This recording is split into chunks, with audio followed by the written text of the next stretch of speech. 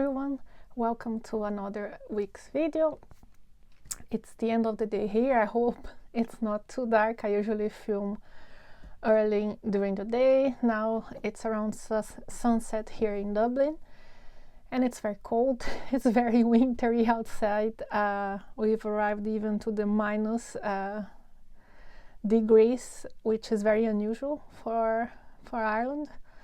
So I would invite you to just cozy up. If you are also in a place where it's winter now, take up your favorite hot drink and just enjoy, because today I will be talking about some lovely books with nice ideas and techniques that you can learn from and apply for yourself or to gift a loved one that is also into arts and creative pursuits.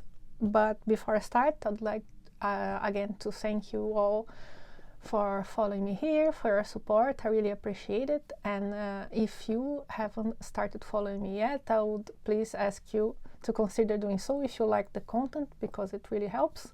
And if you enjoyed the video, please give me that thumbs up as well. So without further ado, let me start. So I have a big pile of books here. I'm gonna try my best to show them all here, but some of them are quite massive.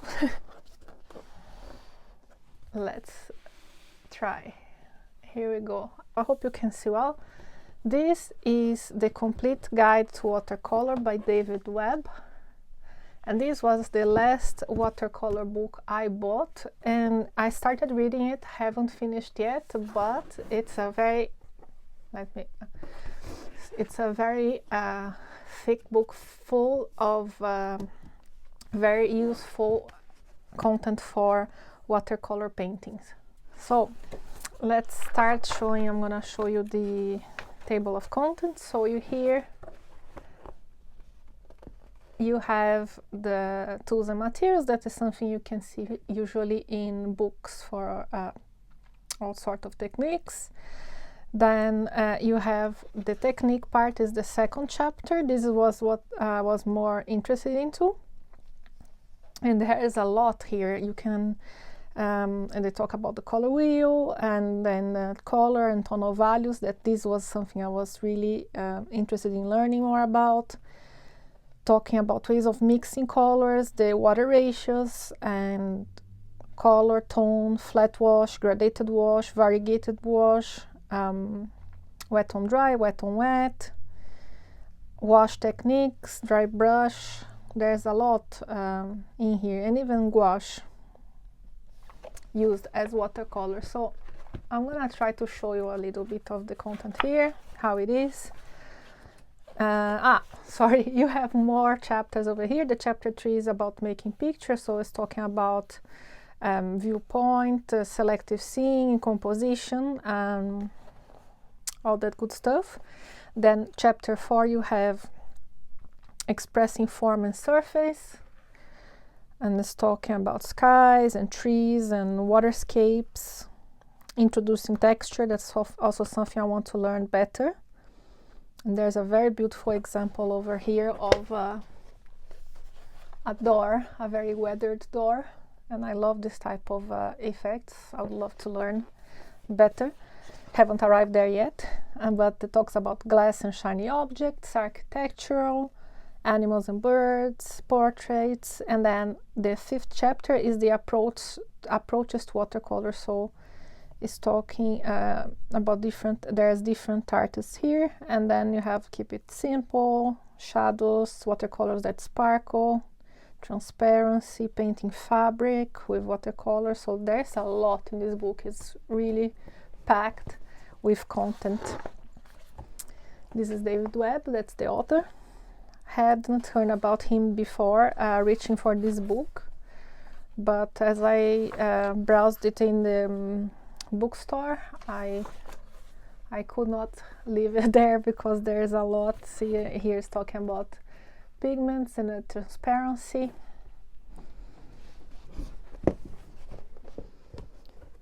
I think like this you can see better the content. So yeah,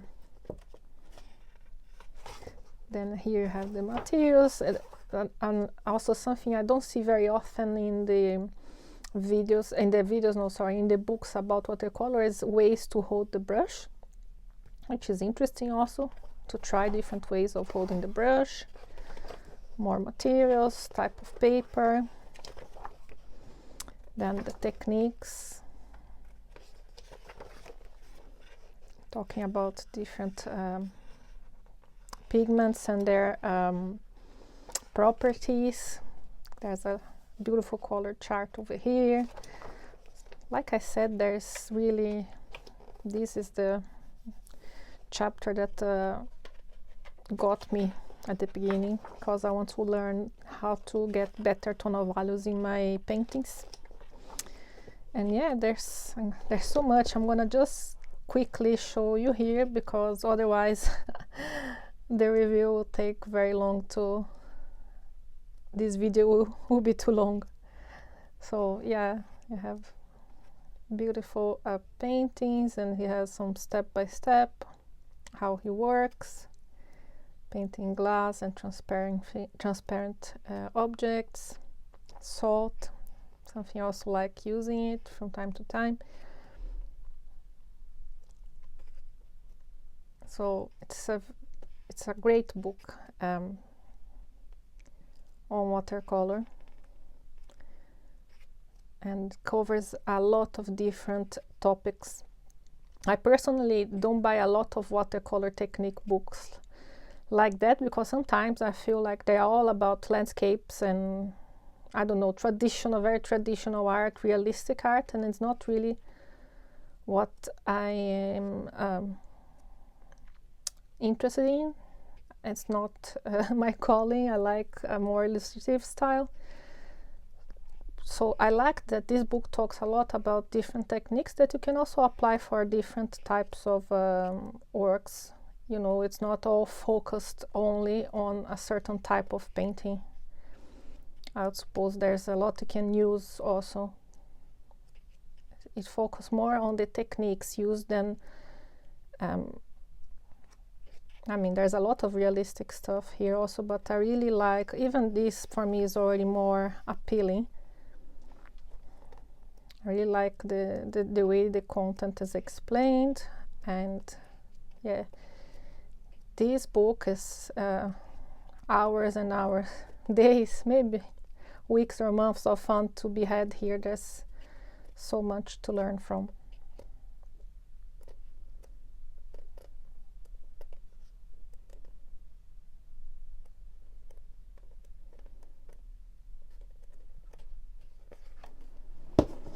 So yeah, that's the complete guide to watercolor by David Webb. I'm gonna have a link for all the books that I'm mentioning here today on the description below. These are affiliate links, so if you buy anything using these links, it will also help me, giving me a small commission that I can use to bring more stuff here to you guys. And yeah, there was something else I wanted to talk about this. Can't remember right now. Anyhow,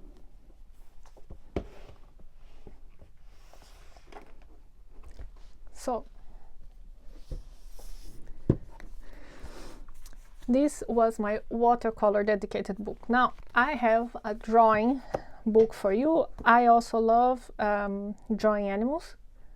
As you may have noticed, if you follow me on Instagram, I love illustrating animals. So I got this book here that is 5-minute sketching animals and pets.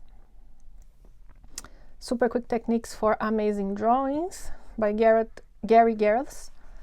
And it's a very compact and interesting book with a lot of information on how to draw different types of animals. So here I talk about, you have chapter 1 talking about materials and basic methods, then chapter 2 you have pulling the pieces together, and chapter 3 fleshing out your sketch, and chapter 4 materials and techniques. So this one starts already with yeah, it talks about materials in the first chapter and also in the last one. So let's see what they have here. So it has an introduction, materials and basic methods. So I like that the format of these books, they have other in this series of 5-minute sketching.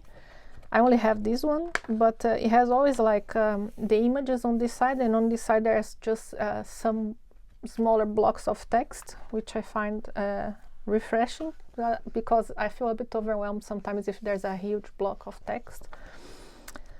So yeah, you have places to practice looking, and you have all of these examples here. Movement, proportions is good also. Talk about heads.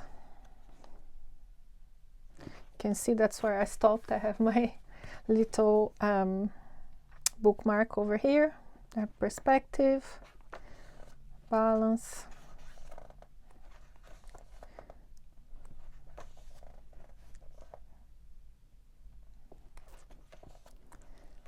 Then yes, talking about the underlying structure, the skeleton, the head structure, sketching heads. And I love the images they have. They are very sketchy, very rough looking. I like it because you can see the underlying sketch that the artist used to start from. So they talk about fur, markings, drawing unique animals, primates, birds. There's a bit of everything, you know. So if you like me, you like to draw animals, even if you want to do something more stylized and more illustrative, it's always good to learn first how to draw the animal in a more realistic way. And then from there, you can kind of be a bit more loose and creative. That's usually how I come to draw my animals when I'm illustrating. At first, I look at some images of the animals. I try to replicate them in a realistic way a couple of times. And by doing so, you kind of grab a bit of what is the defining characteristics of that animal in particular. Maybe it's the format of their face, maybe it's the way that their legs are shaped, or the direction of the fur, anything that can make that animal recognizable as such. And then you bring these characteristics to your more stylized drawing. So even though it's not a proper, let's say, realistic, ultra-realistic drawing of a fish, for example, people will still be able to recognize that is a fish. You know what I mean? So it's very good to have this type of information, so you can break the rules once you once you practice them, I suppose. So yeah, you have here key elements. You see a lot of types of eyes and heads. I really want to learn better for the birds, because I love drawing birds, the different types of beaks and all of that. So you have here hooves, paw, muzzles, nose. It's a very complete book and quite compact, so really recommend this one as well. Next one is another book about also drawing nature and animals. It's another very big book, heavy, as you can see here. This is called The Lost Guide to Nature Drawing. This is called The Lost Guide to Nature Drawing and Journaling, written and illustrated by John Moore Laws. And it's a very complete book. I couldn't possibly make justice just like this in the video. I'm just gonna share with you some bits. There's a lot in this book. I haven't gotten into it yet. I got it as a gift, but I really want to spend a bit more time. This is a bit more heavy on the text, so I need to really be in a day where I'm into reading to get more into this type of projects, but it has beautiful illustrations as well, and you learn about all sorts of animals. You have birds, plants. You see, he's talking about comparing, you know, like different plants, and one poppy 12 hours, so it's different stages of the flower. This book is so big I cannot get it all to show on screen without having a kind of a wide angle, bit deformed view, but I hope you managed to get an idea here. So yeah, like there's really a trove of information over here, and he gives also some tips on how to improve your sketches. You know, here's talking about keeping lists, you know, 4-letter code shorthand for the bird species, and it's really getting to a lot of detail even, and talk about scale here, visual thinking, display information. So it's a very, very complete book, very technical, I would say. So look at here, I have talked about the perspective, constructing arrows, journaling kit. I'm gonna show you like this because the book is massive. So choosing watercolors, as you can see, there's some watercolor content over here as well, but I would say this is more a book about drawing and establishing a drawing practice from life, from nature. But there's, like I said, some interesting content also for painting here, talking about colors and matching colors. It has some mixes that he suggests.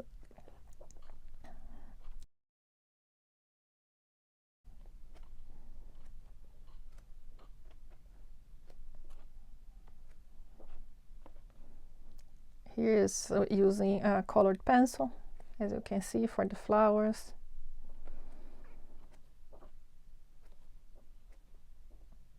Insects, actually this was the reason why I got the book, when I saw they had insects as well, because I like painting insects. I find they're fun and they have so many patterns, and butterflies. You see here there are some tips on how to draw a butterfly that is symmetric, you know. So yeah, look at ways to draw a butterfly in movement. So yeah, it's really a Bible of sorts, I would say.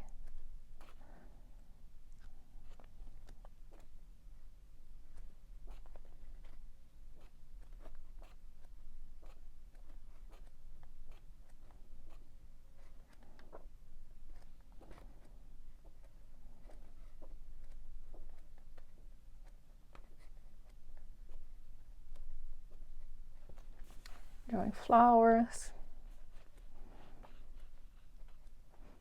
So you see that's content on everything related to nature, from animals to plants, mushrooms, trees. And I love that they teach how to draw the underlying structure to get a more natural shape, because trees is not something that I can draw easily, like realistic looking trees. So that's something also I'd like to practice more. My trees are very cartoonish. So yeah, overall it's a great book to have, and it's something you can refer to for a very long time.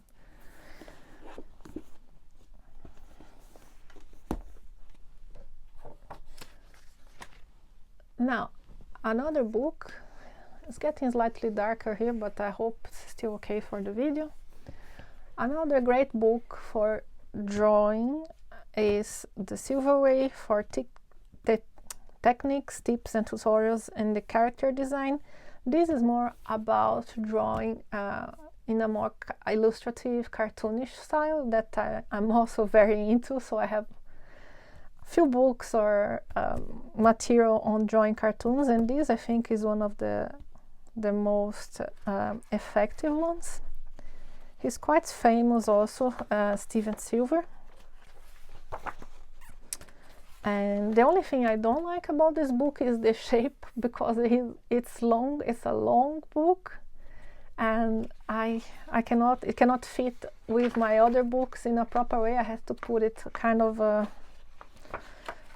in the vertical. So that's the only thing, but it's full of good information. You have here talking about balance and caricature, color, form, contrast, construction, and then you have line, proportion, rhythm, shapes, silhouette, unity, variety, and volume. So yeah, it gives some tips on how to use like shapes like this to design characters. And here you see some examples based on the shapes. It has some exercises, some everyday sketching techniques.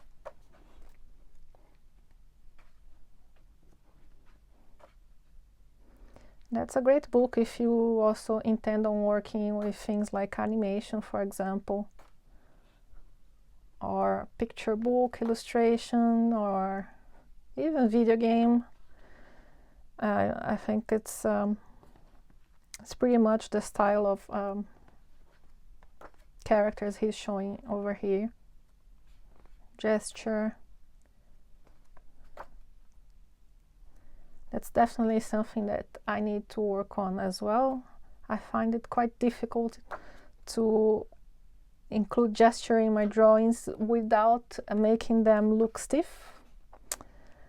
So yeah, it's good practice, even if comic books certainly also.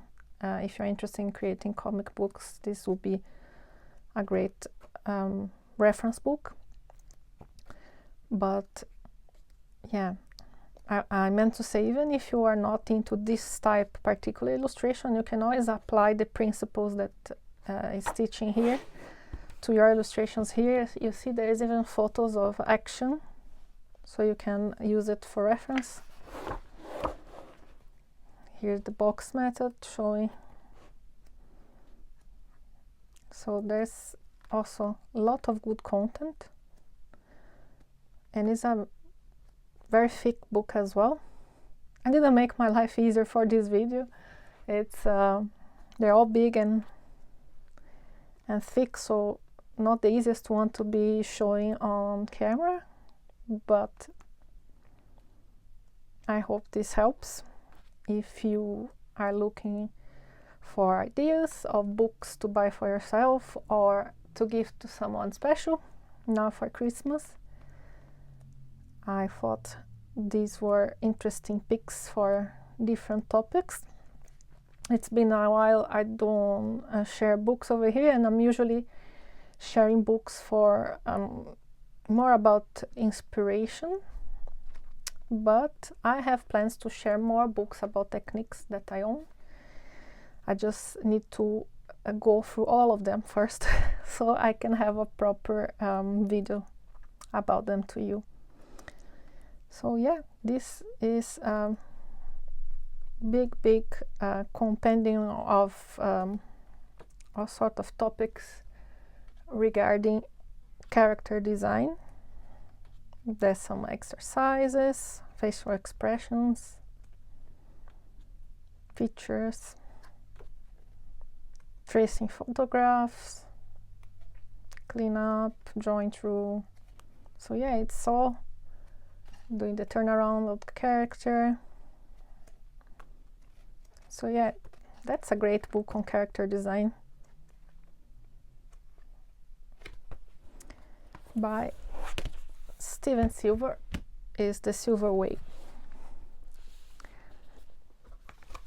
Now, I still have 3 more books to share with you. So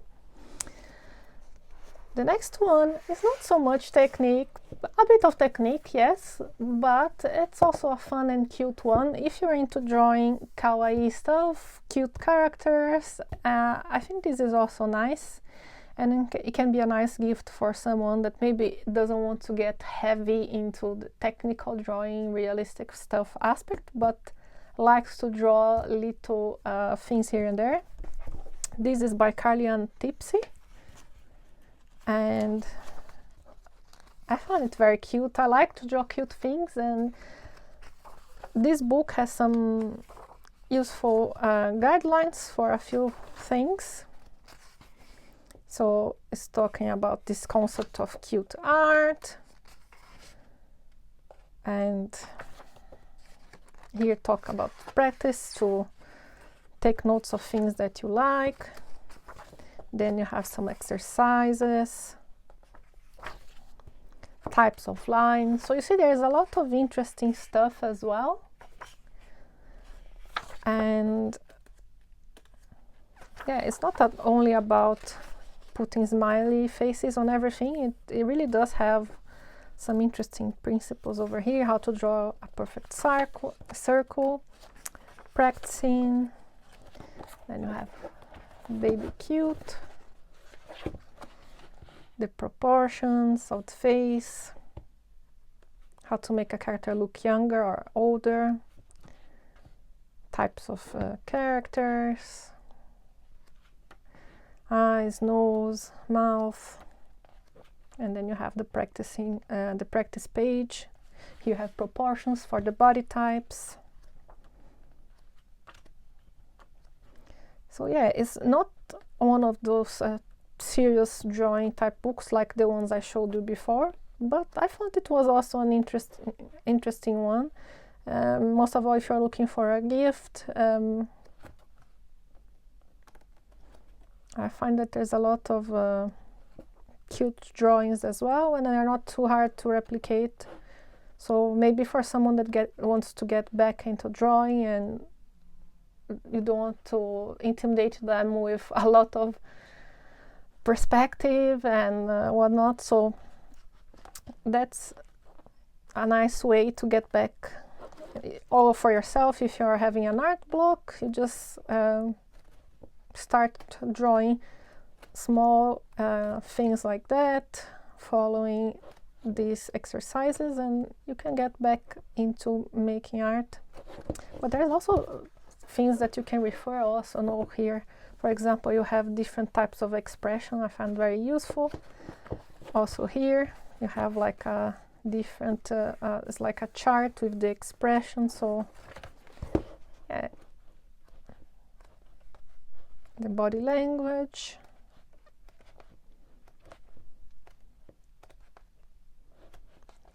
has a bit of animal drawing as well, cute animal drawing. Look at this seagull, how it's cute. So yeah, cute stuff. And here I have some reference for things that you can make cute, can add to make things cute. So yeah, that's a fun little book to have or to gift. The next one I bought a while ago, and I find a really cool book. This is called Watcha, What's a Zine? The Art of Making Zines and Mini Comics by Mark Todd and Esther Pearl Watson. This is a book explaining what's a zine, what's behind making a zine, and it has lots of ideas of zines that you can make. So this is, see, I was reading the book, I put this paint swatches here to mark where I stopped. So this book has a lot of information regarding zines. It's good if you want to have a project, maybe you don't know what to do and you think maybe I'll create a zine, but where do I start, what do I do? This book can guide you through many types of different little projects, and it's all done in this way that the book itself looks like a zine. So you have a lot of hand draw letters, notes and whatnot. So just so you are aware, if you have difficulty reading this type of text, maybe you find it difficult to get through the book, because it's not the classical traditional type of book you see here. Is all is all handwritten. So yeah, it's a lot of info, you know, talking about self-publishing and talking about people that created zines. It's a bit of the history of how they came about. Then the materials you can use to build your zine, the type of things that you can put in a zine, how to do the zines with collage. There's some interviews.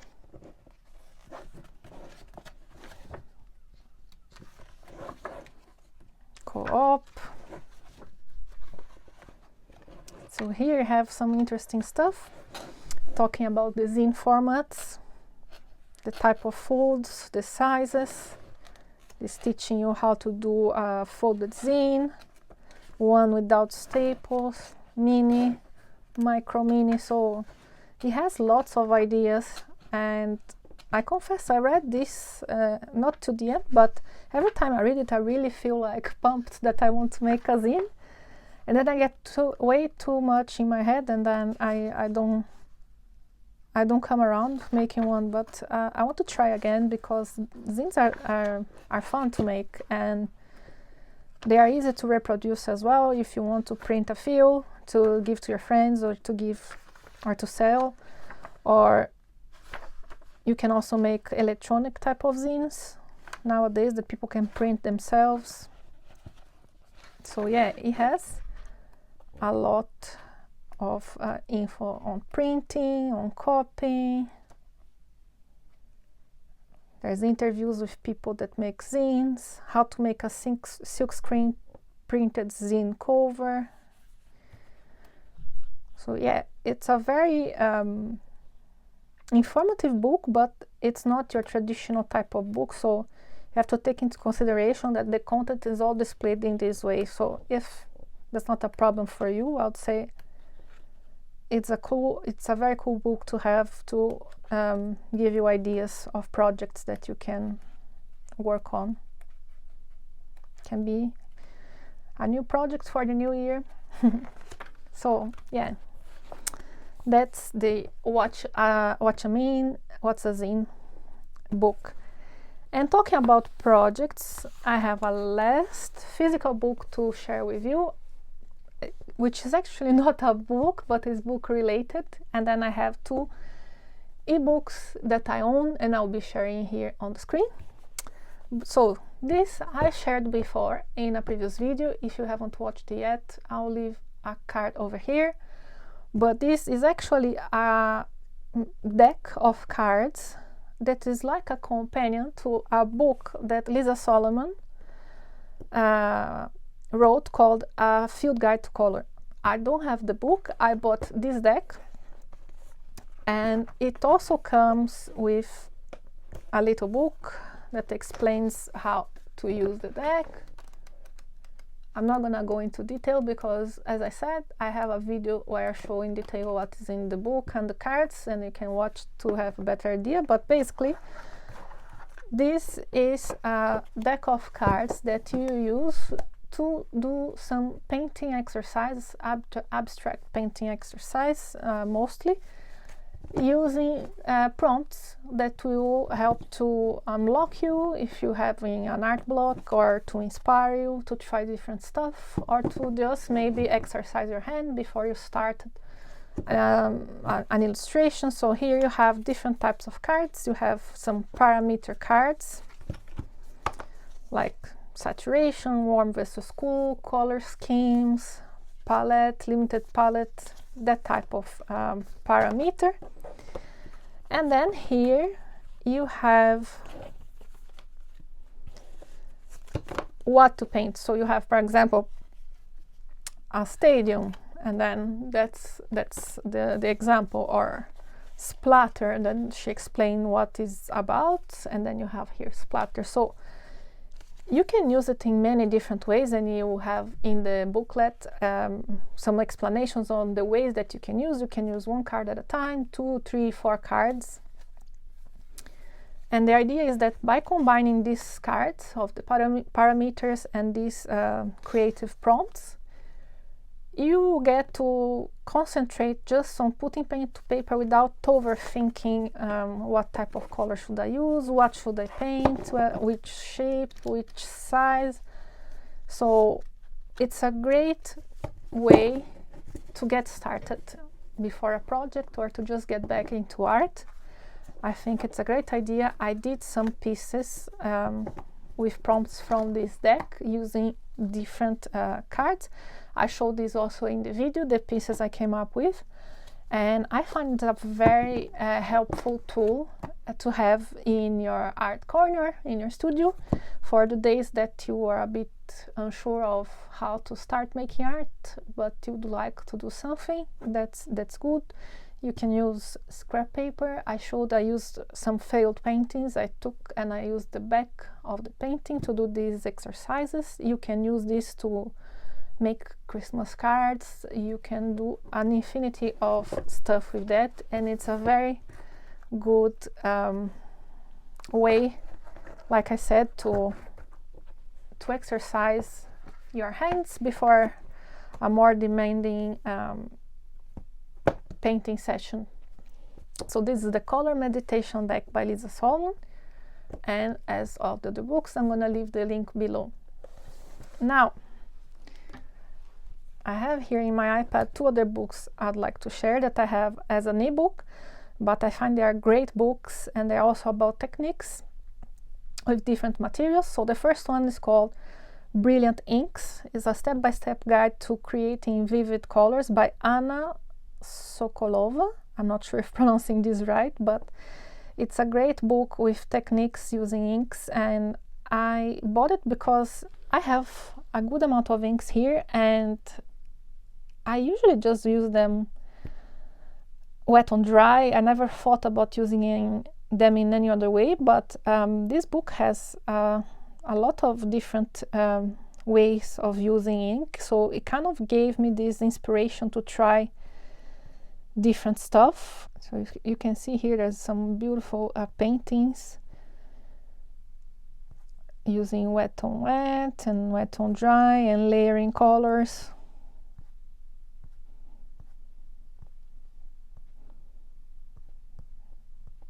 Here I think they are using mostly the type of inks like Dr. P.H. Martin's and Ecoline, even though they call it Ecoline liquid watercolors. In truth, they are more ink-like inks than watercolor because they are dye-based. They are not pigment-based like watercolor. So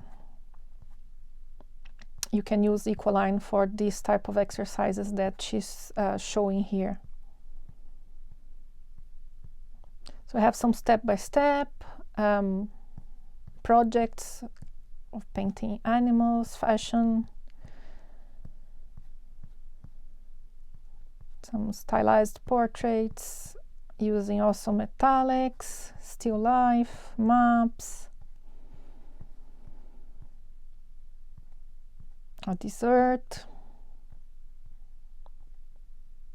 This is really nice with the trees, decorating sculptures, ceramics. So you see there's a lot of ideas. Fabric,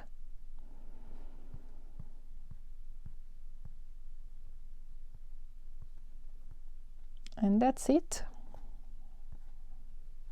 That's the author. So this was Brilliant Inks by Anna Sokolova. The other book I have from the same series of books is called Creative Gouache, and this is by Ruth Wilshaw.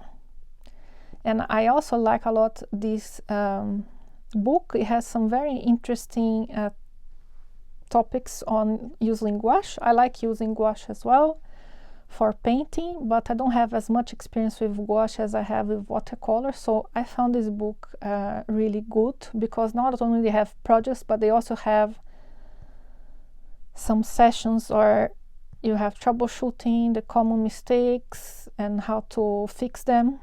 I'm gonna see if I can find here. They're talking about the properties of gouache, drying time, layering. Here, so here you have troubleshooting tips for layering. So you have the issue, the problem, and the solution. I found this was great. It's not something I see very commonly in books with techniques for materials, so I really enjoyed this one. And yeah, it has a lot of technical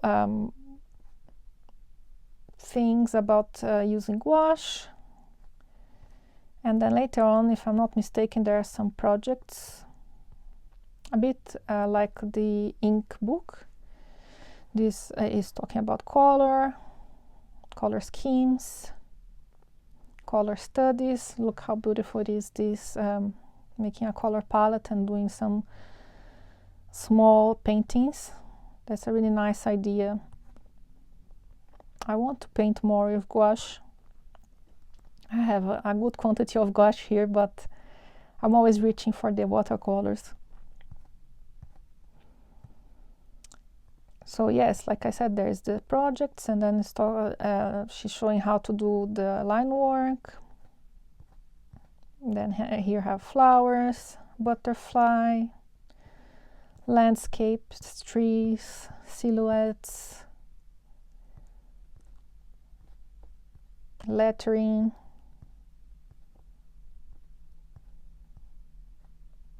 There's a lot of ideas on things to paint with gouache. It's talking about mixed media, using metallic watercolor, some more ideas, painting wrapping paper. So yeah, painting the cover of a sketchbook. That would be really a lovely idea for a Christmas gift, actually. These sketchbooks, at least here in Dublin, you can find them. They're very affordable in the shops. These ones with the craft cover, they are, I think, maybe €2 something, and the biggest one will be maybe €4 or something. So that's a lovely idea. You could buy 1 or 2 or 3 like this one here, and then paint a lovely illustration on the front, on the cover, with a little ribbon like that. That would be a beautiful gift. Very thoughtful as well. You can do the same for a sketchbook with lined pages as well, if someone that likes to write. So yeah, it's a very lovely book, full of ideas and projects that you can try. Sometimes I forget I have these books because they are on ebook format, so I'm also revisiting it as I'm showing you here, and I love this one with the butterflies, with the full card. It's very beautiful. So yeah, this, I think it's probably my favorite gouache book that I own. Let's talk about ceramics.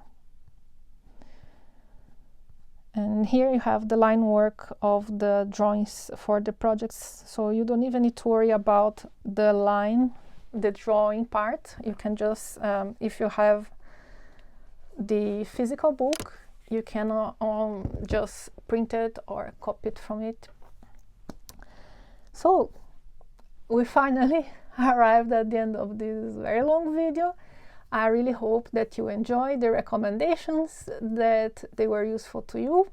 If you have other recommendations you would like to suggest here, please do so on the comment section. I always like finding out new books to be inspired from. And if you enjoyed the content, please give me that thumbs up, and I'll see you soon. Bye!